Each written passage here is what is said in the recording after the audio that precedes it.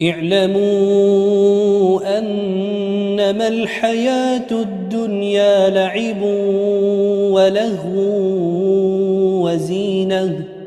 وزينة وتفاخر بينكم وتكاثر في الأموال والأولاد كمثل غيث أعجب الكفار. بسم الله الرحمن الرحيم. الحمد لله نحمده ونستعينه ونستغفره ونعوذ بالله من شرور انفسنا ومن سيئات اعمالنا. من يهده الله فلا مضل له ومن يضلله فلا هادي له. واشهد ان لا اله الا الله وحده لا شريك له واشهد ان محمدا عبده ورسوله. قال الله تبارك وتعالى في كلامه المجيد والفرقان الحميد: أعوذ بالله من الشيطان الرجيم من همزه ونفخه ونفثه. بسم الله الرحمن الرحيم. سبحان الذي أسرى بعبده ليلا من المسجد الحرام إلى المسجد الأقصى الذي باركنا حوله لنريه من آياتنا إنه هو السميع البصير. أرسل بالحق بشيرا ونذيرا بين يدي الساعة. من يطع الله ورسوله فقد رشد واهتدى ومن يعص الله ورسوله فقد غوى. فإن خير الحديث كتاب الله وخير الهدي هدي محمد صلى الله عليه وسلم وشر الأمور محدثاتها وكل محدثة بدعة وكل بدعة ضلالة وكل ضلالة في النار. أما بعد. اللهم طهر قلبي من النفاق وعملي من الرياء ولساني من الكذب وعيني من الخيانة فإنك تعلم خائنة الأعين وما تخفي الصدور. سبحانك لا علم لنا إلا ما علمتنا إنك أنت العليم الحكيم. رب اشرح لي صدري ويسر لي أمري واحلل عقدة من لساني يفقهوا قولي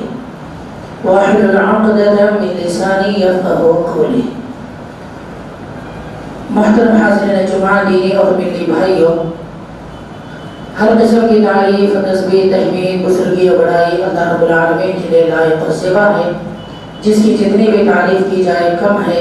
ثنا کروں تو سلیقہ نہیں، بیان کے لیے جو چپ رہوں تو یہ ممکن نہیں صبح کے لیے۔ درود و سلام تمام انبیاء کرام پر، بالخصوص ہم سب کے نبی محترم خطیب الخطباء امام الانبیاء رحمت للعالمین خاتم النبیین سید العرب والعجم صاحب الجود والکرم شمس الضحی و بدر الدجا، جن کا نام اسم گرامی احمد مجتبی حضرت محمد مصطفیٰ صلی اللہ علیہ وسلم پر۔ اللہم صلی علی محمد وعلی آل محمد كما صليت على إبراهيم وعلى آل إبراهيم إنك حميد مجيد. اللهم بارك على محمد وعلى آل محمد كما باركت على إبراهيم وعلى آل إبراهيم إنك حميد مجيد. عزیزان گرامی قدر، موضوع کی مناسبت کے لحاظ سے سورہ بنی اسرائیل کی پہلی آیت جو ہے وہ تلاوت کی گئی ہے۔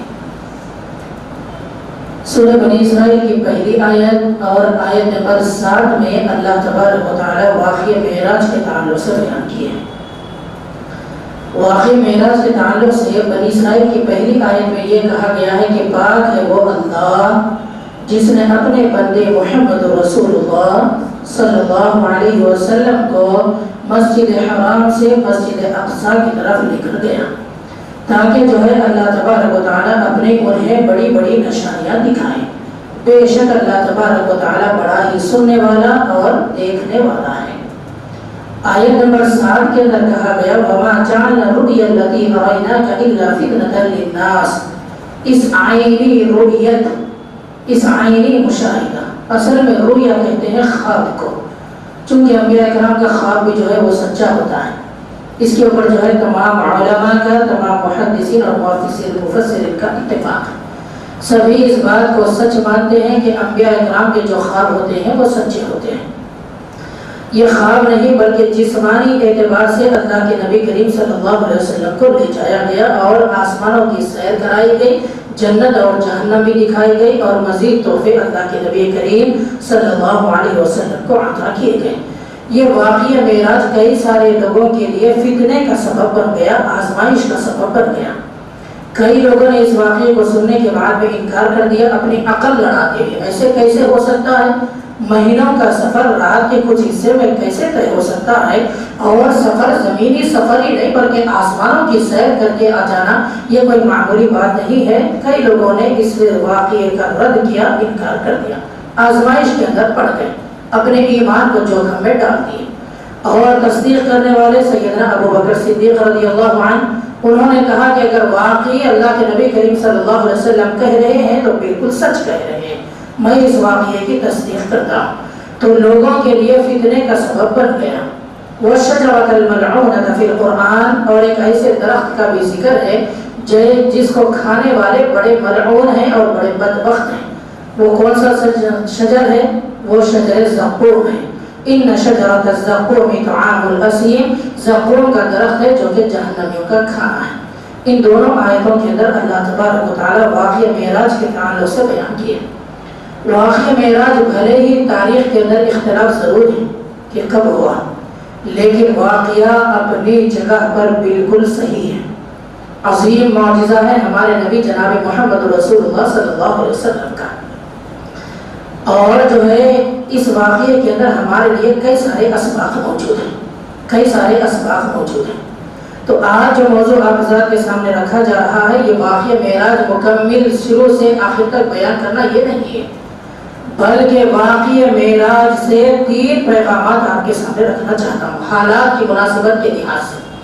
میں یہ چاہتا ہوں کہ آپ حضرات کی توجہ میری باتوں کی طرف رہے، اور میں یہ چاہتا ہوں کہ جیسے ہی میری زبان سے جملہ نکلے تو میری زبان کے جملے کے ساتھ میں آپ کا ذہن بھی چلنا شروع ہو جائے، آپ کا ذہن برابر میری زبان کے جملوں کے ساتھ میں چلتا رہے۔ اس واقعہ معراج میں ہمارے لیے کئی سارے اسباق موجود ہیں اور کئی سارے سبق ہیں۔ صرف 3 پیغامات انشاءاللہ وقت کی نزاکت کے لحاظ سے ایسے پیغام جو کہ ہلا کر رکھ دیں گے، کچھ ایمانی تازگی اور ایمانی شعور اور ایمانی بیداری ہمارے اندر انشاءاللہ ضرور جگائیں گے۔ ایسے 3 پیغامات آپ حضرات کے سامنے رکھنے کی کوشش کروں گا۔ اللہ تبارک و تعالیٰ سے دعا بھی کرتا ہوں اللہ حق بات کہنے کی توفیق عطا فرما، کہنے سننے اور عمل کے اندر مطابقت ہونے کی توفیق عطا فرما۔ اے اللہ زبان سے جو بھی اچھی خیر کی بات نکلے بس تیرا ہی تیرا فضل و کرم شکر و احسان منعان، میرا روکتا میرا بال بال تیرے شکر اور احسان تیرے ڈوبا ہوا ہے۔ جہاں کہیں پر کوئی غلطی یا کوتاہی ہو تو یہ میرے نفس کی برائی ہے، میری کم علمی ہے اور میری لاپرواہی کا نتیجہ ہے، اور یہ شیطان کا شر ہو سکتا ہے۔ اللہ تبارک و تعالی ہم سب کو عمل کی توفیق عطا فرمائے۔ عزیزان گرامی قدر، واقعہ معراج کے تعلق سے صحیح مسلم کے اندر حضرت عبداللہ بن مسعود رضی اللہ عنہ فرماتے ہیں واقعہ معراج میں 3 تحفے ہمارے نبی کو دیے گئے۔ اب آپ کا ذہن چل رہا ہے، آپ یہ سمجھ رہے ہیں کہ 3 تحفوں کے بارے میں بولوں گا، نہیں 3 تحفوں کے بارے میں بھی نہیں بولنے والا، بس یہ صرف اشارہ کر رہا ہوں، تمہید بات رہا۔ حضرت عبداللہ بن مسعود رضی اللہ عنہ فرماتے ہیں کہ 3 تحفے ہمارے نبی کریم صلی اللہ علیہ وسلم کو دیے گئے۔ معلوم ہے وہ 3 تحفے کیا ہیں؟ ایک تو نمازوں کا تحفہ ہے، دوسرا سورۃ البقرہ کی آخری 2 آیتیں ہیں، آمن الرسول، پھر اس کے بعد والی آیت، پھر اس کے بعد میں تیسرا جو تحفہ ہے وہ یہ کہا گیا کہ اے اللہ کے نبی کریم صلی اللہ علیہ وسلم، آپ کی امت میں سے کوئی بھی فرد چاہے وہ عورت ہو یا مرد ہو اگر شرک سے بچا رہے تو ہم اس کے کبیرہ گناہوں کو معاف کر دیں گے۔ سبحان اللہ۔ اور وفی روایت ہے، بعض روایتوں کے اندر الگ طرق سے الگ طریقے سے یہ بھی بات بتائی گئی ہے کہ جو کوئی بھی نیک عمل کرے گا ایک نیکی کا اجر جو ہے وہ بڑھا چڑھا کر 10 سے 700 گنا تک کر دیا جائے گا، اور اگر کوئی ایک گناہ کرے گا تو ایک ہی گناہ لکھا جائے گا۔ سبحان اللہ۔ اللہ تبارک و تعالیٰ نے یہ 3 تحفے ہمارے نبی جناب محمد رسول اللہ صلی اللہ علیہ وسلم کو عطا کیے ہیں۔ یہ 3 تحفے اپنی جگہ پر رکھیے، اب ذرا تھوڑا آگے بڑھیے پیغامات کی طرف۔ پہلا پیغام، واقعہ معراج میں آپ حضرات نے سنا ہوگا کہ بار بار یہ کہا جاتا ہے کہ ہمارے نبی تھوڑا آگے بڑھے یہ معاملہ دیکھا، تھوڑا آگے بڑھے یہ ماجرا دیکھے، تھوڑا اور آگے بڑھے یہ ماجرا دیکھے۔ آپ سنتے ہیں واقعہ معراج میں تو اللہ کے نبی کریم صلی اللہ علیہ وسلم فرماتے ہیں پہلا پیغام، ذرا توجہ میری باتوں کی طرف رکھیے۔ پہلا پیغام، اللہ کے نبی کریم صلی اللہ علیہ وسلم فرماتے ہیں کہ میں اور تھوڑا آگے بڑھا، جیسے ہی میں آگے بڑھا تو مجھے ایک عمدہ بڑی بہترین خوشبو آنے لگی۔ میں پریشان ہو گیا، جبرائیل علیہ السلام سے پوچھا کہ جبرائیل یہ خوشبو کیسی ہے؟ جبرائیل علیہ السلام نے فرمایا کہ فرعون کی بیٹی کو کنگھی کرنے والی خاتون یعنی کہ عورت، اور اس کے بچوں کی روح ہے۔ سبحان اللہ۔ فرعون اور اس کے دور میں اس کی بیٹی کو کنگھی کرنے والی ایک عورت کی روح کی خوشبو آسمانوں کے اوپر آ رہی ہے۔ سبحان اللہ۔ اللہ کے نبی کریم صلی اللہ علیہ وسلم فرماتے ہیں کہ میں نے پوچھا کہ واقعہ کیا ہے، کس وجہ سے یہ خوشبو یہاں پر مہک رہی ہے؟ تو جبرائیل علیہ السلام فرماتے ہیں کہ فرعون کی بیٹی کو یہ عورت اس کے بالوں میں کنگھی کر رہی تھی، کنگھی کر رہی تھی، اتفاق سے اس کے ہاتھ سے کنگھی چھوٹ کر نیچے گری۔ جیسے ہی کنگھی نیچے گری اس کی زبان سے نکلا بسم اللہ۔ اس عورت کی زبان سے کیا نکلا؟ بسم اللہ۔ فرعون کی بیٹی نے پوچھا کہ اللہ کے نام سے، اس کا مطلب میرا باپ؟ اس عورت نے کہا کہ تیرا باپ نہیں بلکہ اللہ وہ جو تیرے باپ کا بھی رب ہے۔ عورت نے کیا کہا؟ اللہ وہ جو تیرے باپ کا بھی رب ہے، میں اپنے باپ کو خبر کر دوں گی۔ اس نے کہا کہ جا کر لے، کوئی بات نہیں، تو اپنے باپ کو اس بات کی اطلاع دے دینا کہ میں اللہ پر ایمان لا چکی ہوں۔ فرعون سے اس نے کہہ دیا۔ فرعون اس کو پکڑ کر لایا۔ اس کے بعد میں کہنے لگا کہ کون تیرا رب؟ کہا کہ اللہ جو کہ میرا بھی رب ہے اور تیرا بھی رب ہے، پلٹ جا اپنے دین سے۔ اس نے کہا کہ نہیں پلٹوں گی۔ اس نے ایک بڑا لگن لے کر آیا اور اس کے اندر تیل کو گرم کرنے کا حکم دیا۔ تیل گرم کر کے اس کے بعد میں حکم دیا کہ اس کے اندر اس کے بچوں سمیت اس کو ڈال دو، اس کے بچوں سمیت اس عورت کو ڈال دو۔ وہ عورت کہنے لگی کہ فرعون میری ایک خواہش ہے۔ کہا کہ کیا خواہش ہے؟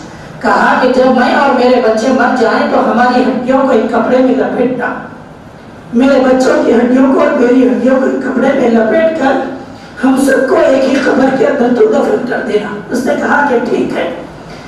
اللہ کے نبی کریم صلی اللہ علیہ وسلم فرماتے ہیں کہ عورت کی آنکھوں کے سامنے ایک ایک بچے کو لایا گیا، گرم گرم تیل کے اندر ڈالا جاتا رہا، عورت صبر کرتی رہی، یہاں تک کہ اس کی گود میں چھوٹا بچہ بھی تھا۔ اس بچے کو لے کر تھوڑا آگے پیچھے ہچکچانے لگی، شیر خوار بچہ ہے، دودھ پینے والا۔ بچے نے بولا ماں صبر کر، کود جا، کوئی بات نہیں، کود جا، کوئی بات نہیں، یہ جہنم کے عذاب سے ہلکا عذاب ہے۔ بچے نے کہا کہ جہنم کے عذاب سے ہلکا عذاب ہے، کود جا۔ عورت اس کے اندر گر گئی، سارے کے سارے شہید ہو گئے۔ اللہ کے نبی کریم صلی اللہ علیہ وسلم فرماتے ہیں کہ اس کی روح کی خوشبو میں کہاں سن رہا ہوں؟ آسمانوں کے اوپر واقع معراج میں۔ یہ کس وجہ سے؟ ایمان کی حفاظت، اسلام کی حفاظت، دین کی حفاظت، عقیدے کی حفاظت۔ تو پہلا پیغام کیا ہے؟ اپنے ایمان کی حفاظت کرو۔ یہ فتنوں کے دور میں اپنے ایمان کی حفاظت کرو۔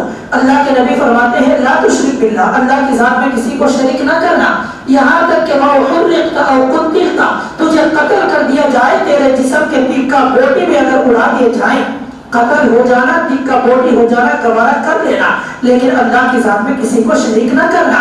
اور حُرِّقْتَ، اور اگر تجھے جلا دیا جائے، چاہے آگ میں پھینکا جائے، تیل میں پھینکا جائے، کہیں پر بھی پھینکا جائے، لیکن ایمان تیرے ہاتھ سے جانے نہ پائے، ایمان کی دولت تیرے ہاتھ سے جانے نہ پائے۔ اپنے ایمان کو ثابت قدمی کے ساتھ پکڑ کے رکھنا بے حد ضروری ہے۔ ایک اور واقعہ بخاری شریف کا وہ بھی سناتا ہوں۔ دو آدمی، دو اشخاص جو ایک قریے سے جا رہے تھے، لوگوں نے ان کو پکڑ لیا، کہا کہ یہ ہماری دیوی ہے، یہ ہمارا بت ہے، یہ ہمارا معبود ہے، یہ ہمارا الہ ہے، اور یہ ہمارا جو ہے عبادت کرنے والے ہیں ہم اس کی، تم اس کے اوپر کچھ نہ کچھ بھیٹ چڑھاؤ۔ ایک آدمی نے اس میں سے تھوڑا کم ایمان والا تھا، وہ تو پھسل گیا، اس نے ایک مکھی کو مارا اور ان کے دیوی کے اوپر بھیٹ چڑھا دیا۔ اللہ کے نبی فرماتے ہیں جیسے ہی اس نے یہ عمل کیا وہ جہنم میں چلا گیا۔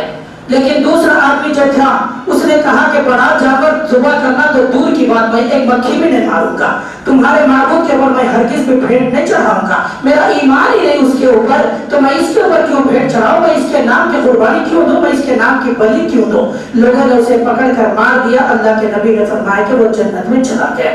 ایک اور واقعہ سناتا ہوں، سورۃ البروج کی تفسیر آپ ضرور پڑھیے، وقت بہت کم ہے اسی لیے باتیں بڑی تیزی کے ساتھ میں، 3 پیغامات مجھے واقعہ معراج سے آپ حضرات کے سامنے رکھنا ہے۔ ذرا میں نے شروع میں کہا ہے کہ میری زبان سے نکلنے والے ایک ایک جملے کے ساتھ میں آپ کا ذہن چلتے رہنا چاہیے۔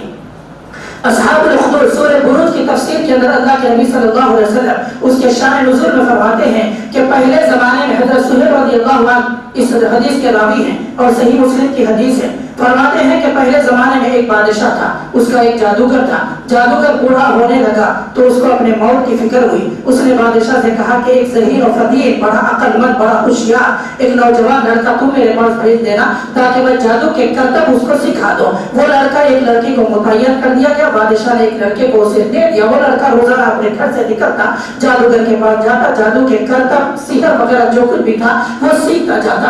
اتفاق سے ایسا ہوا کہ اس کے گھر کا راستہ اور اس جادوگر کے گھر تک کا درمیان میں جو راستہ تھا، راستے میں جو ہے درمیان میں ایک راہب اسے مل گیا. یوں سمجھیے کہ ایک عالم اسے مل گیا.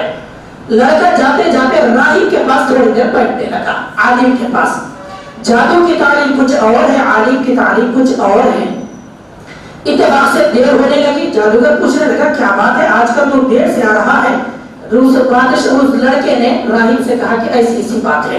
تو راہب نے کہا کہ اگر جادوگر پوچھے تو بتا دینا کہ گھر والوں نے روک لیا تھا. گھر والے اگر دیر سے آنے کی وجہ پوچھے تو بتا دینا کہ جادوگر نے روک لیا تھا. اب آتے جاتے راستے میں عالم سے تعلیم حاصل کر رہا ہے، تربیت حاصل کر رہا ہے. اتفاق سے ایسا ہوا کہ ایک مرتبہ اپنے گھر کو جا رہا تھا، راستے میں ایک بہت بڑا جانور سانپ یا اژدہا جو کچھ بھی تھا لوگوں کا راستہ روک دیا. تو اب اس بچے کے ذہن میں ایک بات آئی، اس نے آزمانا چاہا. اس نے کہا ایک پتھر اٹھایا اور کہا کہ اے اللہ، تیری نظر میں تیرے پاس اگر مقام راہب کا بڑا ہے، عالم کا بڑا ہے، تو یہ پتھر اس جانور کو لگے اور یہ جانور وہیں پر مر جائے، لوگوں کے لیے آنے جانے کا راستہ بن جائے. لڑکے نے پتھر اٹھایا اور مارا، وہ جو جانور تھا وہ مر گیا. سارا واقعہ راہب سے عالم سے بتا دیا. اب اس کے بعد میں راہب نے کہا کہ بیٹے، آج تو علم و فضل میں تو میرے سے زیادہ کمال کو پہنچ چکا. عالم نے کیا کہا؟ علم و فضل میں آج میرے سے زیادہ درجے کے پر تو پہنچ چکا ہے. اللہ تبارک و تعالیٰ تیرے ہاتھ کے ذریعے سے لوگوں کو شفا عطا فرمائے گا. لیکن لڑکے یاد رکھ، اب قریب تو مصیبت کے اندر ڈالا جانے والا ہے. تیرے ایمان کی آزمائش ہونے والی ہے، تیرے عقیدے کے بارے میں تجھے آزمایا جانے والا ہے. ہوتے ہوتے معاشرے کے اندر وہ لڑکا بڑا مشہور ہو گیا کہ اندھے کو اچھا کر رہا ہے، کوڑے کے مریض کو اچھا کر رہا ہے. اتفاق سے بادشاہ کے دربار کا بھی ایک آدمی تھا جس کی آنکھیں جا چکی تھی، بصیرت روشنی چلی گئی تھی. وہ ایک بہت بڑا تحفہ لے کے لڑکے کے پاس پہنچا. کہا کہ میں نے سنا ہے کہ تو بینائی لوٹاتا ہے. لڑکے نے کہا کہ بینائی میں نہیں لوٹاتا بلکہ میرا رب اللہ لوٹاتا. کیا کہا؟ لڑکے نے کہا کہ بینائی میں نہیں لوٹاتا بلکہ میرا رب اللہ لوٹاتا ہے، اللہ شفا دینے والا ہے. اور اس لڑکے نے دعا کی، وہ اچھا ہو گیا. بادشاہ کے دربار میں پہنچا. بادشاہ نے پوچھا کہ تو اندھا تھا، نابینا کب سے بن گیا، دیکھنے والا کب سے بن گیا؟ اس کی زبان سے نکلا کہ میرے اللہ نے مجھے شفا دی. بادشاہ نے اسے پکڑ لیا، سزا دی. تو اس نے لڑکے کا نام بتایا. لڑکے کو پکڑ لایا گیا، لڑکے کو مارا گیا. تو لڑکے نے راہب کا عالم کا پتہ بتا دیا. عالم کو پکڑ کر لایا گیا. اب ساروں کو تکلیف دی جا رہی ہے، لیکن کوئی اپنے دین سے پھرنے کے لیے تیار نہیں ہے. کوئی اپنے دین سے نہیں پھر رہا ہے. باضابطہ مطالبہ کیا گیا، لڑکے تو اپنے دین سے پھر جا. کہا کہ نہیں پھروں گا. اس صاحب سے یعنی کہ بادشاہ کا جو قریبی آدمی تھا اس سے کہا گیا پھر جاؤ. اس نے کہا کہ نہیں پھروں گا. عالم سے کہا گیا نہیں پھروں گا. ایک بہت بڑا آرا لا کر لڑکوں کی نظروں کے سامنے بادشاہ اپنے قریبی آدمی کو اور اس عالم کو دونوں کو چیر دیا. اس کے بعد نے اپنے لوگوں سے کہا کہ اس لڑکے کو بلندی پر لے جاؤ، وہاں سے گراؤ، وہاں سے بچہ بچ کے آیا. واقعہ بہت لمبا ہے، اختصار کے ساتھ میں. سمندر کے اندر کشتی میں بٹھایا گیا، کشتی الٹ گئی، سارے لوگ مر گئے، لیکن بچہ بچ کے پھر واپس آ گیا. لڑکا بادشاہ نے پوچھا کہ آخر تو بچ کے کیسے آ رہا ہے؟ لڑکے نے کہا کہ تیرے مقابلے میں اللہ نے میری حفاظت کی ہے. تیرے لوگ تو سارے کے سارے مارے گئے، لیکن اللہ نے مجھے بچا دیا. اس کے بعد میں لڑکے نے کہا بادشاہ دیکھ تو لاکھ جتن نہ کر مجھے مارنے کے لیے. میں ایک چیز بتاتا ہوں، اگر وہ کام تو کرے گا تو بس میری موت آسانی سے ہو جانے والی ہے. بادشاہ نے پوچھا کہ وہ کیا؟ کہا کہ بہت بڑا لاکھوں کا مجمع جمع کر، اس کے بعد میں مجھے سولی کے لیے لٹکا، پھر اس کے بعد میں میرے اندر جو کمان یعنی کہ تیر وغیرہ ہے اس سے تو مار مجھے میری کنپٹی کے اوپر، اور یہ کہہ کر تیر چلانا کہ بسم اللہ ربی غلام، بسم اللہ ربی ھذا الغلام، اللہ کے نام سے جو کہ اس لڑکے کا رب ہے، یہ کہہ کر تو مارنا. اس کے بعد میں ایسے ہی معاملہ ہوا. لاکھوں کا مجمع موجود ہے اور سارے انسان وہاں پر جمع ہیں. لڑکے کو لٹکایا گیا. بادشاہ نے تیر نکال کر تیر چلایا اور یہ کہہ کر بسم اللہ ربی ھذا الغلام، وہ تیر آیا اور لڑکے کے کنپٹی کے اوپر لگا. لڑکا مر گیا.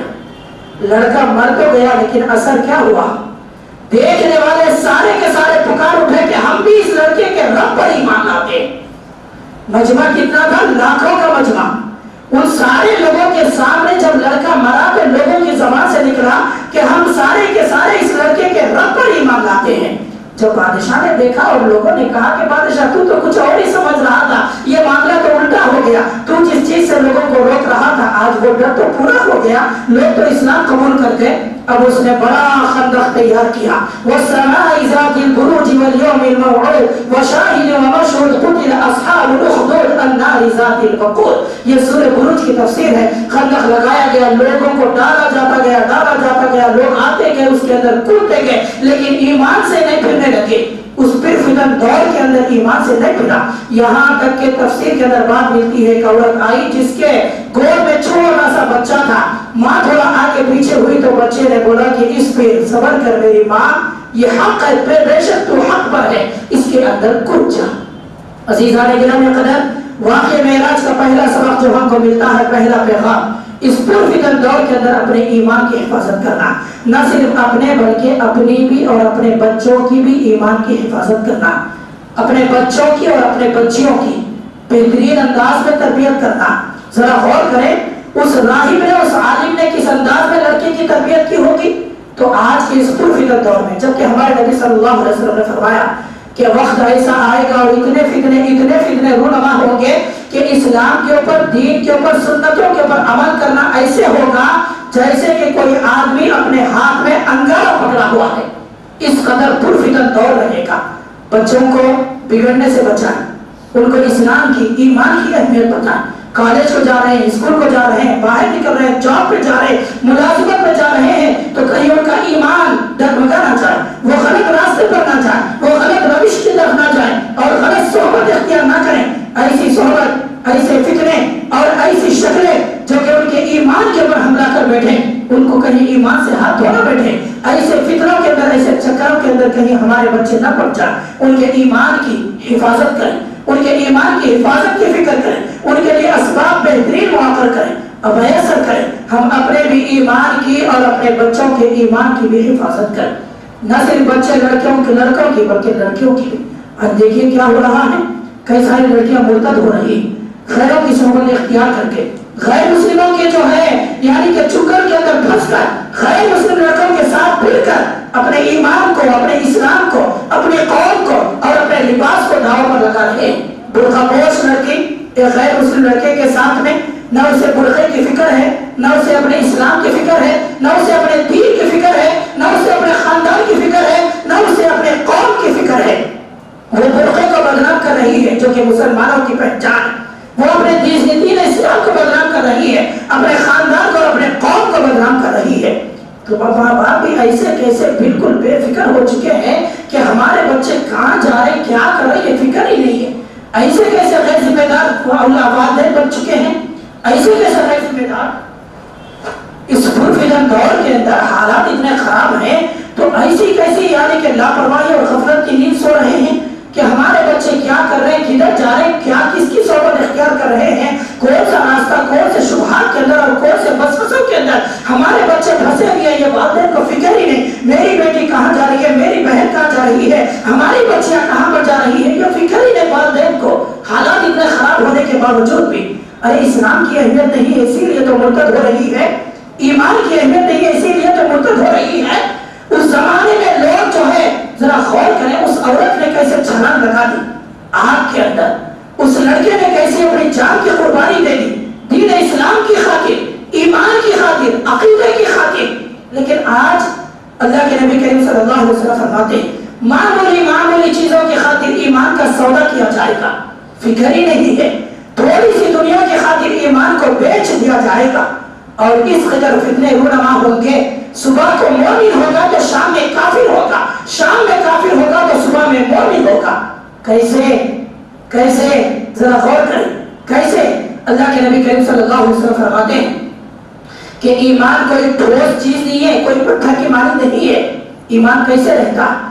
ایمان کبھی بڑھتا ہے، کبھی کم ہوتا ہے، ایمان کبھی زیادہ ہوتا ہے، کبھی گھٹتا ہے۔ جمعہ کے خطبے کے اندر بیٹھے ہوئے نمازوں کے بارے میں سنیں، ارادہ کر لے کہ میں آج سے پکا نمازی بن جاؤں گا، لیکن جیسے ہی باہر نکلے اپنے کاروبار میں گئے ایمان کم ہوتا گیا۔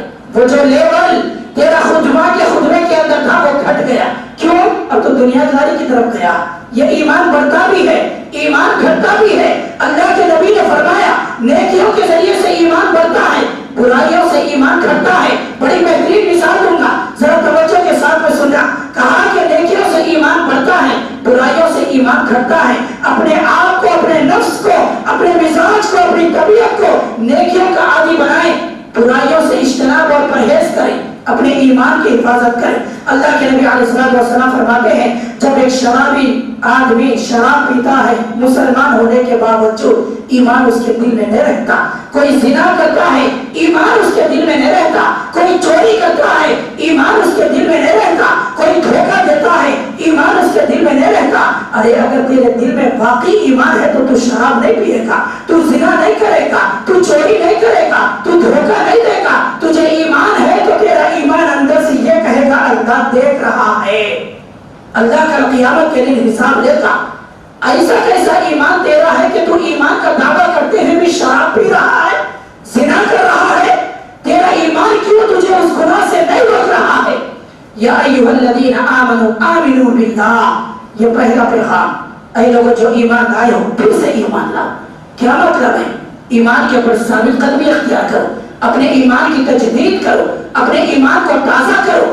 حالات کو دیکھو کیا ہے, ان حالات کے اندر یقین کامل, بہترین یقین, پختہ ایمان رکھنے کی ضرورت ہے, ورنہ یوں بکھر جائیں گے جیسے کہ ہوا کے اندر تنکے اڑتے ہیں گرد و غبار کے اندر, ویسے مسلمانوں کا ایمان اڑنا اور بکھرنا شروع ہو جائے گا. ان حالات کے اندر مضبوط ایمان اور ایمان کے اوپر ثابت قدمی کا ہونا بے حد ضروری ہے. وقت بہت مختصر ہے, ایمان کے اوپر بات ختم ہو جائے گی. دوسری طرف آئیے, دوسرا پیغام. واقعی معراج کے اندر بہت ساری حکمتیں بیان کی جاتی ہیں. ایک حکمت یہ کہی جاتی ہے کہ انبیاء اکرام کو اللہ تبارک و تعالی مشاہدہ کرواتا ہے, اس وجہ سے تاکہ نبیوں کے اندر یقین پیدا ہو. ہونا بھی ضروری ہے نا, نبی ہے کوئی معمولی بات پر, نبی ہے جن کے اوپر وحی آ رہی ہے, یقین کا ہونا ضروری ہے. اسی لیے کیا کہا, وَكَذَلِكَ نُورِي إِبْرَاهِيمَ مَلَكُوتَ السَّمَاوَاتِ وَالْأَرْضِ, ہم نے ابراہیم علیہ السلام کو آسمان اور زمین کا مشاہدہ کروایا. کس وجہ سے کروایا؟ لِيَكُونَ مِنَ الْمُوقِنِينَ, تاکہ پختہ یقین اندر کے اندر پیدا ہو جائے. لِنُرِيَكَ مِنْ آیَاتِنَا الْكُبْرَى, ہم نے موسیٰ علیہ السلام کو بڑی بڑی نشانیاں دکھائی. اور واقعہ معراج میں کیا ہے, ذرا آیت پڑھیے, یاد ہے نا آیت سورہ بنی اسرائیل کی, سبحان الذي اسرى بعبده ليلا من المسجد الحرام الى المسجد الاقصى الذي باركنا حوله لنريه. وہی بات جو ابراہیم علیہ السلام کے بارے میں کہی گئی, وہی بات جو موسیٰ علیہ السلام کے بارے میں کہی گئی, وہی بات واقعہ معراج کے تعلق سے کہی جا رہی ہے. ہم اپنے مشاہدہ کروانے کے لیے لے کر گئے مسجد حرام سے مسجد اقصیٰ کی طرف, تاکہ یقین کامل نبیوں کے اندر پیدا ہو جائے. اسی لیے ہم جو ہے مشاہدہ کرواتے. دوسری جو حکمت بتائی جاتی ہے وہ حالات کیسے تھے, ذرا غور کریں. ان حالات کا اور آج کے حالات کا تھوڑا سا موازنہ میں کرنا چاہتا ہوں, اور یہ پیغام واقعہ معراج کے تعلق سے آپ حضرات کو دینا چاہتا ہوں. ان حالات, اس وقت کے حالات کیسے تھے جبکہ معراج ہوئی, اور آج کے حالات کیسے ہیں ذرا یہ بھی دیکھ لیجیے گا. جناب محمد رسول اللہ صلی اللہ علیہ وسلم کو معراج سے قبل جو حالات تھے ان میں سب سے پہلے نفرت کا ماحول تھا. آج جیسے نفرت کا ماحول ہے ویسے ہی نفرت کا ماحول تھا. اس زمانے میں جیسے ابو جہل تھا, آج بھی ابو جہل کی فکر رکھنے والے موجود ہیں. کلا ان الانسان لیطغی ان رآہ استغنی, ایسا بے پرواہ بن گیا ہے کہ اس کے اوپر بھی ایک طاقت ہے, بھول چکا ہے. اللہ ہے پکڑنے والا, بھول گیا نادان. کب تک یہ ظلم کرے گا, ارے کب تک کرے گا, ایک وقت تو آئے گا. اللہ بھی ظلم کو ایک حد تک ہی پسند کرتا. فرعون کو ڈبو دیا تو یہ کیا ہستی ہے اللہ کے سامنے. اللہ تبارک و تعالیٰ انتقام لے گا ضرور. تو اللہ استغنی, ایسے بے نیاز ہو رہا ہے. ایحسب ان لن یقدر علیہ احد, ہر چیز کے اوپر یہ قادر ہو چکا ہے. ایحسب ان لم یرہ احد, کیا یہ سمجھتا ہے کہ اس کو کسی نے دیکھ نہیں رہا ہے.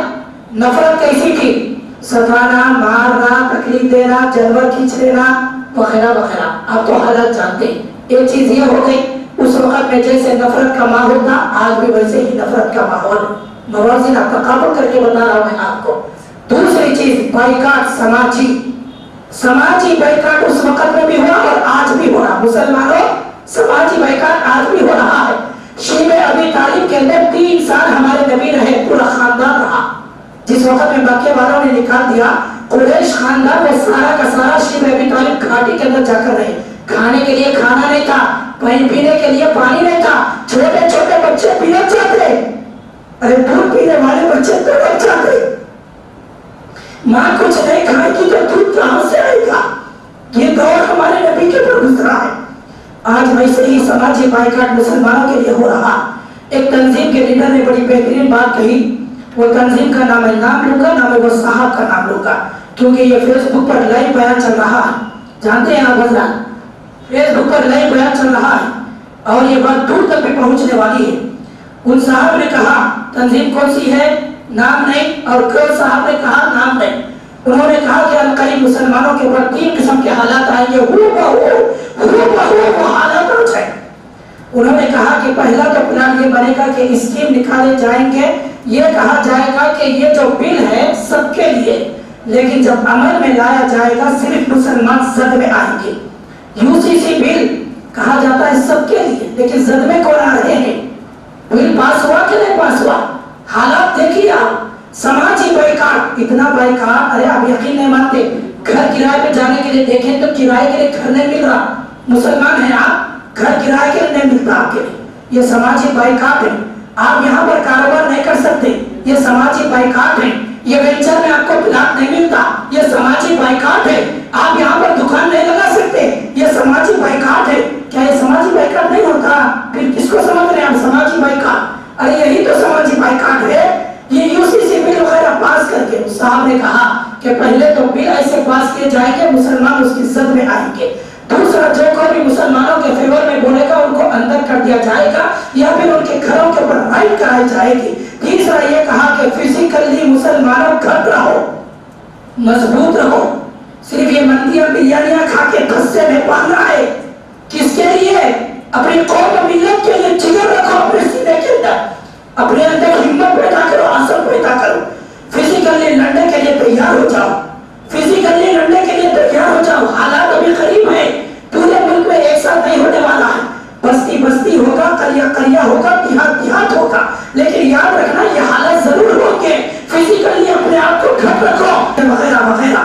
تو صاحب نے کہا بڑی بہترین بات, سماجی بائیکاٹ شیب ابی طالب کے اندر جیسے اللہ کے نبی کے لیے کیا گیا ویسے ہی سماجی بائیکاٹ کیا جا رہا ہے مسلمانوں کے لیے. اور پھر اسی طریقے سے سپورٹ جو تھا وہ سپورٹ ختم ہو چکا ہے. آج مسلمانوں کا سپورٹ کیا ہے؟ اس زمانے میں نبی کا سپورٹ کیا تھا؟ ابو طالب یہ سپورٹ تھے آپ صلی اللہ علیہ وسلم کے چچا. خدیجہ رضی اللہ عنہا سپورٹ تھے, انتقال ہو گیا اللہ کے نبی کریم صلی اللہ علیہ وسلم. اور طائف کے میدان میں گئے تو وہاں پر جو ہے ذلت اور رسوائی کا سامنا کرنا پڑا. حالات اتنے خطرناک ہو چکے ہیں, یعنی کہ تنگ ہو چکے ہیں بالکل. یہ سماجی بائیکاٹ وغیرہ وغیرہ. ایک اور بھی بات بتاتا آج کے حالات کے لحاظ سے, ارے کیا آخری واقعہ سن لیے, نمازہ پڑھیے, کیا خوش ہو جائیں گے؟ ذرا واقعہ معراج کے اندر پیغام کیا ہے یہ بھی تو دیکھیے. لِيُثْبِتُوكَ أَوْ يَقْتُلُوكَ أَوْ يُخْرِجُوكَ وَيَمْكُرُونَ وَيَمْكُرُ اللَّهُ وَاللَّهُ خَيْرُ الْمَاكِرِينَ. یہ سورہ انفال کی آیت ہے جہاں پر اللہ تبارک و تعالیٰ فرماتے ہیں یہ لوگ آپ کے بارے میں پلاننگ منصوبے بنانے لگے آپ کو قید کرنے کے. قید کرنا ایک تو ہے جیل کے اندر ڈال دینا, دوسرا قید کرنا اپنے نیچے دبا کے رکھنا, یہ بھی قید کرنا. مسلمانوں ہم اٹھو بولے تو اٹھنا, بیٹھو بولے تو بیٹھنا, یہ تمہارا کام ہے. اس سے آگے تمہارا کچھ بھی نہیں چلنے والا. اختیارات سارے ہم تمہارے چھین لیں گے.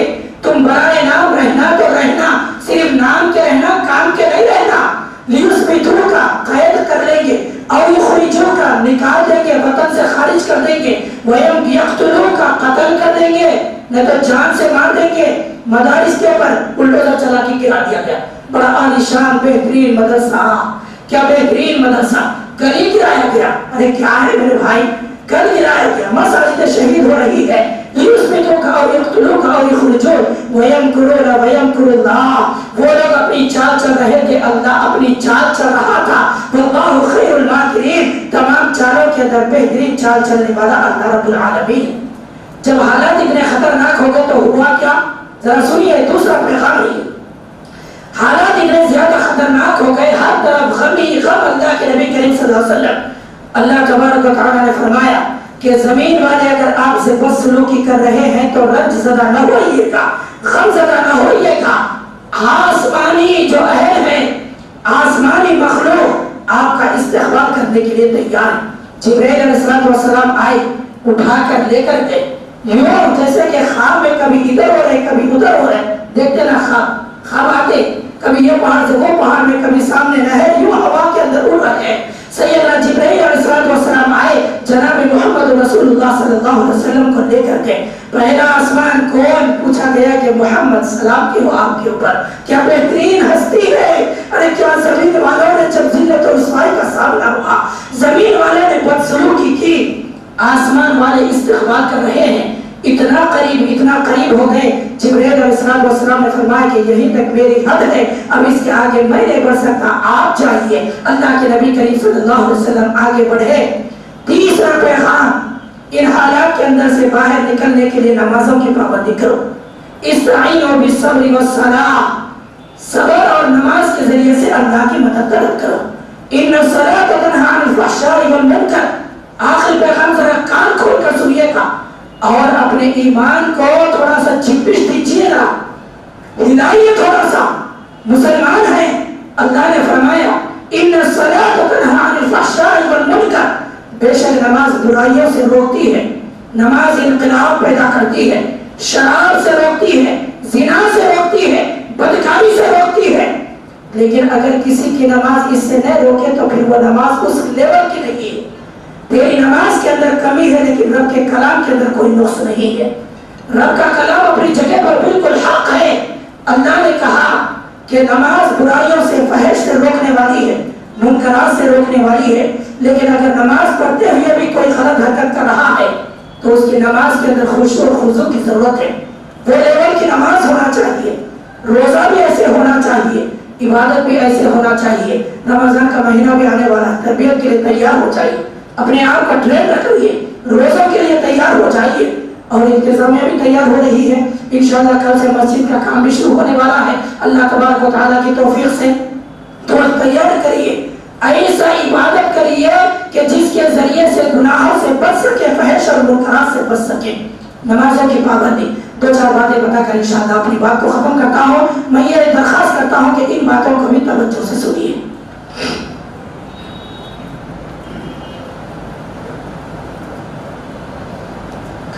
سیدنا موسیٰ علیہ السلام کے زمانے میں بھی حالات خراب تھے، ایسے ہی قتل تھا، بچوں کو ذبح کر دینا، بچیوں کو زندہ چھوڑ دینا وغیرہ وغیرہ۔ موسیٰ علیہ السلام کے اوپر چند نوجوان ایمان لائے، نوجوان ہی انقلاب پیدا کرتے ہیں، چند نوجوان ایمان لائے، وہ بھی ڈرتے ڈرتے۔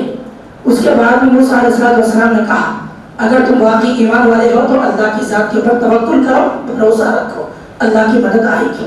ایمان والوں نے دعا کی، اے اللہ ان ظالموں سے ہمیں نجات عطا فرما۔ اس کے بعد میں اللہ کی جانب سے کیا پیغام آیا وہ سنیے۔ ان حالات سے اگر تم نکلنا چاہتے ہو تو کرنا کیا ہے؟ کہا گیا وَأَوْحَيْنَا إِلَى مُوسَىٰ وَأَخِيهِ أَن تَبَوَّآ لِقَوْمِكُمَا بِمِصْرَ بُيُوتًا وَاجْعَلُوا بُيُوتًا، گھروں میں سے گھروں کو تیار کرو۔ کیا کرنا ہے؟ گھروں میں سے گھر کو تیار کرو۔ وَاجْعَلُوا بُيُوتَكُمْ قِبْلَةً، قبلہ بناؤ۔ وَأَقِيمُوا الصَّلَاةَ، کیا کرو؟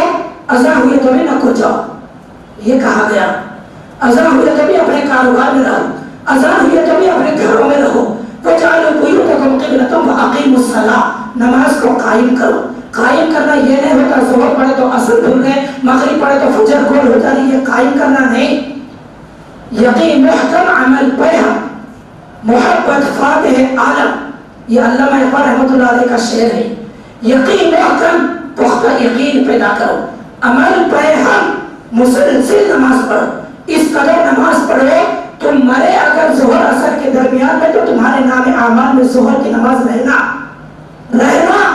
جب دنیا سے جا رہے ہیں تو یہ سمجھ کر جاؤ میری روح قبض ہوئی ہے تو میری آخری نماز میرے نام اعمال میں ہو، یہ یقین اپنے اندر پیدا کرو، پہلے ہم عمل کرو، مسلسل عمل کرو۔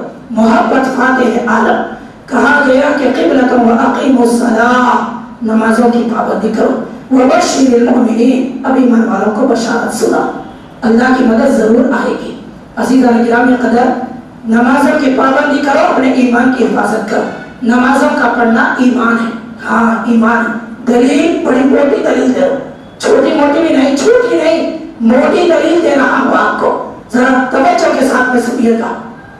اللہ کے نبی کریم صلی اللہ علیہ وسلم مکہ سے مدینہ کو آئے تو 16 یا 17 مہینے بیت المقدس کی طرف رخ کر کے نماز پڑھی, کیونکہ ہمارا پہلا خطہ وہی تھا. اب وہاں کے حالات خراب ہیں. لِنُرِيَهُ مِنْ آيَاتِنَا, وہاں پہ برکتیں. اگر ہمارے جیسے مسلمان جا کے مسجد اقصیٰ میں بستے تو یہ کہتے اللہ بول رہے ہیں کہ برکتہ ہے, تو یہاں پہ تو بمباری ہو رہی, ہمارا ایمان لڑکھڑا جاتا. لیکن وہاں کے مسلمانوں کا ایمان کیسا ہے دیکھیے آپ. ہم جلدی بدزن ہو جاتے ہیں. اللہ دعا کر رہے قبول نہیں ہو رہی, پریشانیاں دور نہیں ہو رہے, انہوں صبح کرے تو شام میں دعا قبول ہونا. اتنے بڑے انہوں متقی بنے ہوئے ہیں کہ دعا صبح میں کرے تو شام میں قبول ہونا. وہاں پہ موسیٰ علیہ السلام کو 40 سال لگتے دعا قبول ہونے. اللہ کے نبی کے زمانے میں انقلاب برپا ہونے 13 سال لگے. 13 سال لگے میرے بھائی. یہاں کہاں پہ یہاں اگر وہاں کے حالات میں ہم رہتے تو کیا کرتے. دیکھیے آپ اللہ کے نبی کریم صلی اللہ علیہ وسلم بیت المقدس کی طرف رخ کر کے نماز پڑھتے رہے. اب وہاں پہ کیسے حالات ہیں, پناہ گزینوں کے اندر لوگ جا کے پناہ لیے ہوئے ہیں, چھپے ہوئے ہیں. ایک خیمہ بنا دیے, اس کے اندر جس کے بھی گھر بمباریوں میں پھوٹ گئے, گھر سے بے گھر ہو گئے, ان کو لا کے رکھا تھا اس کے اندر. کلی بیان آیا, کہہ رہے ہیں وہاں کے لوگ ہم اپنے لیے نہیں جی رہے, دوسروں کے لیے جی رہے. ہم اپنے واسطے جیتے, گھر اچھا میرے کو ہونا, گاڑی اچھی میرے کو ہونا, کھانا اچھا میرے گھر میں پکنا, ساری خوشیاں میرے کو ملنا, دوسروں کو نہیں ملنا. دوسروں کو ملے تو پھر جلن, حسد, بغض, کینہ, کپٹ. یہ ہے اسی کیمپ کے اندر ایک 15 سالہ نوجوان لڑکا ہوا کے ذریعے سے کرنٹ تیار کرا. ہوا کے ذریعے سے حسان العطار اس کا نام ہے. 15 سالہ نوجوان لڑکا, کل کے اخبار میں فوٹو بھی آئی اس کی. ہوا کے ذریعے سے کیا کیا ہے, کرنٹ تیار کر دیا اور کہنے لگا میں اکیلا ہی اس کے اندر صلاحیت رکھنے والا نہیں, بلکہ میرے جیسے کئی سارے لڑکے اور بھی ہیں, لیکن لوگوں کو فکر ہی نہیں, ہم کو بموں کے اندر اڑا دے رہے, مار دے رہے, گھروں سے بے گھر کر دے رہے, لیکن میرے سے زیادہ صلاحیت رکھنے والے میری عمر کے کئی سارے بچے جو ہے یہاں پر موجود ہیں. اب یہاں کے نوجوان بچے کیا کر رہے ہیں, گٹکے کھانا, سگریٹ پینا اور جو ہے کٹا مار کے نکل جانا, سیٹیاں بجانا, لڑکیوں کو چھیڑنا. اب پتہ نہیں اس مجمع کے اندر یا پھر باہر بھی 14 اپریل 14 فروری کی تیاریاں کون کون کر کے رکھے, پہلے سے پلان کون کون بنا کے رکھے نہیں معلوم. کتنے آئے کہاں پہ, بچے کیا کر رہے ہیں, ہم کیا کر رہے ہیں. پڑھائی بھی پڑھ رہے تو خالی پیٹ کی خاطر پڑھ رہے, پڑھ لیا تھوڑا بہت, آخری گریڈ سے اگر کامیاب ہو گیا, کہاں بھی جا کے چھوٹی موٹی نوکری کر لے تو, پیٹ پال لے تو, بس اپنے ماں باپ کو دیکھ لے تو, اور جو ہے نہیں ہو سکا تو ویزا لگا کے یوں باہر اڑ گیا تو لندن, یوکے, امریکہ, یورپ یا پھر سعودی چلا جاؤں گا, ختم ہو گیا. پھر کون کا کون دیکھیں گے. ارے تو اپنے اندر یہ اثر کیوں نہیں رکھتا میرا نوجوان بھائی, تو پڑھ کے کامیاب ہوگا تو ایک بہترین ڈاکٹر بنے گا, خدمت کرے گا, ایک بہترین وکیل بنے گا, اپنے مسلمانوں کے کیسوں کو تو لڑے گا. ہمارے کئی نوجوان بچے بھائیوں کو جیلوں کے اندر سے تو چھڑا کر لائے گا, یہ کیوں نہیں تو اثر رکھتا. تو بات دور نکل رہی ہے. اختصار کے ساتھ میں 2 جملے. کہا جا گیا 16 یا 17 مہینے بیت المقدس کی طرف نماز رخ کر کے نماز پڑھے, قبلہ بدل کے کعبۃ اللہ بن گیا. جب کعبۃ اللہ قبلہ ہوا تو صحابہ اکرام کو اپنی نمازوں کی فکر ہوئی. انہوں نے کہا 16-17 مہینے سے بیت المقدس کی طرف رخ کر کے نمازیں پڑھے, کیا وہ نمازیں بیکار ہو گئی, کیا وہ نمازیں ضائع ہو گئی. اللہ نے فرمایا وَمَا كَانَ اللَّهُ لِيُضِيعَ إِيمَانَكُمْ.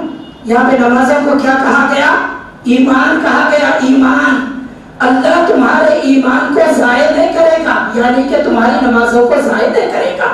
ایک باپ اپنے بچے کو یہ سبق دے رہا ہے, یہ تصور دے رہا ہے کہ بچے روزانہ مسجد کو نہیں جانا, جمعہ کے دن جانا, شب معراج کو جانا, شب برات کو جانا, رمضان آیا تو چلے جانا, کسی کا جنازہ آیا تو مسجد کو جانا. یہ تصور ایک باپ اپنے بیٹے کو دے رہا ہے. ارے وراثت میں مال و جائیداد نہیں, بلکہ اسلام چھوڑ کے جاؤ. باپ ہے, ذمہ داری بنتی ہے اپنے بچے کو روزانہ مسجد کو لائے, خود بھی آئے اور روزانہ خود بھی نمازوں کی پابندی کرے, اور روزانہ جو ہے اپنے بچے کو بھی ساتھ میں لے کر آئے, نمازوں کا عادی بنائے. اللہ کے نبی نے فرمایا اِذَا رَأَيْتُمُ الرَّجُلَ يَتَعَاهَدُ الْمَسَاجِدَ فَاشْهَدُوا لَهُ بِالْإِيمَانِ. جب تم کسی آدمی کو 5 وقتہ مسجد کی طرف آتا جاتا ہوا دیکھو, فجر کی اذان ہوئی، یہ صاحب گھر سے نکلے، دکان سے نکلے، آ کے مسجد کو نماز پڑھ لیے، پھر جائے۔ ظہر میں پھر اذان ہوئی، اللہ اکبر اللہ اکبر، یہ صاحب پھر دکان سے نکلے، آئے نماز پڑھے، پھر جائے۔ ہاں دیکھ لیے نا، ہاں یہ واقعی ایمان والا، یہ واقعی مسلمان ہے، اب تم اس کے مسلمان ہونے کی، ایمان والے ہونے کی گواہی دو۔ صرف شب معراج میں جا کے پورے نماز ایک ساتھ پڑھ لیا تو نہیں چلتا۔ ان الصلاۃ کانت علی المؤمنین کتابا موقوتا، وقت کے لحاظ سے اللہ تبارک و تعالیٰ نے نمازوں کا فرض کیا ہے۔ یہ حالات کا پیغام ہے، یہ واقعہ معراج سے 3 پیغامات ہیں۔ آخری پیغام کے اوپر عمل کریں اور یہ جو مصیبتیں ہیں ان مصیبتوں سے چھٹکارا پائیں۔ اللہ ہم سب کو عمل کی توفیق عطا فرما، آمین یا رب العالمین۔ وآخر دعوانا الحمدللہ رب العالمین۔ بارک اللہ لنا ولکم فی القرآن العظیم ونفعنا وإياكم بالآیات والذکر الحکیم، انہ تعالی جواد کریم ملک رؤوف رحیم۔